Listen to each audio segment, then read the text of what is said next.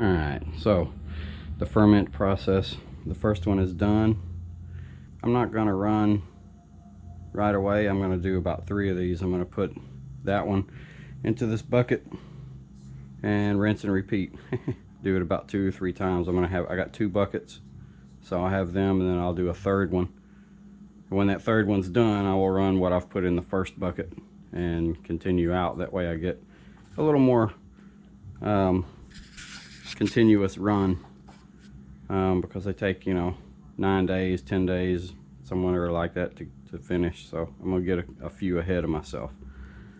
So let's try to figure out how to do this. I don't know what the camera is picking up, kinda, because it's on my head, but I assume that we're getting something anyway. And we will put this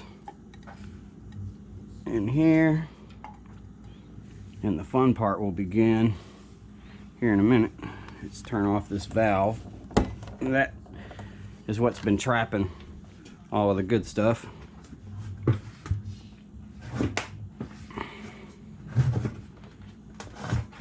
Come on. Get the lid off the bucket. That is very well on there. I want to do it without warping the bucket. There we go. Or the lid, I mean. Here, let's take this off, and I can show you.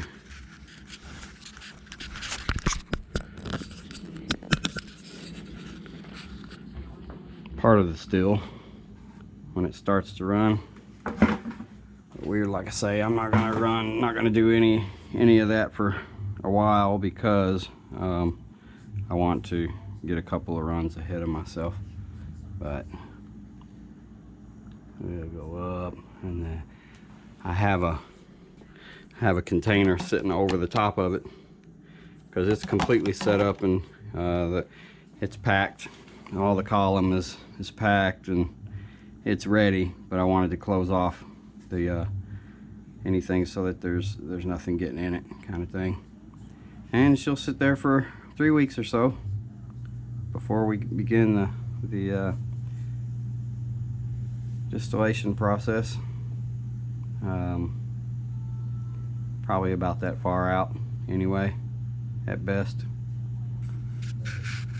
So here we go. Well, as you can see, it's done, but I had more than one bucket full into this one. I mean, this probably got a gallon and a half in it, and this one is completely full. So I did have more in there than these buckets would hold, or that one bucket would hold.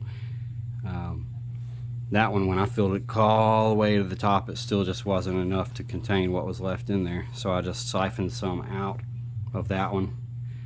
Leave a little bit of headroom anyway, for if it isn't quite done acting up. And this one, of course. So the next run, we'll fill up this bucket. By then, I'll have a little more of it siphoned off. What I'm doing is letting all of the rest of the debris, meaning the yeast and any of that stuff, fall to the bottom, and I'll siphon it from here into another container to clean it a bit, or I might just throw it right in the still. Depends on how much is in there. That second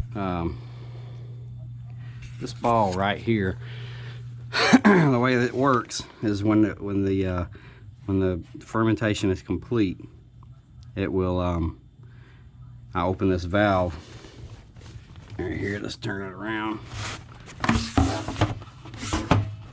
Open that valve, and all of the dead yeast that that normally sit at the top, after they're full and done, go to the bottom, and they go to the bottom of the liquid.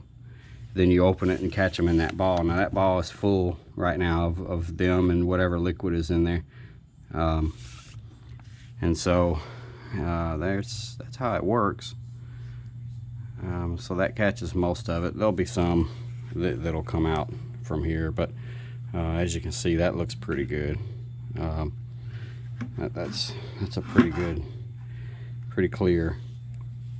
If I wanted to use turbo clear or something like that on it to get a lot more out of it, I could, but it doesn't.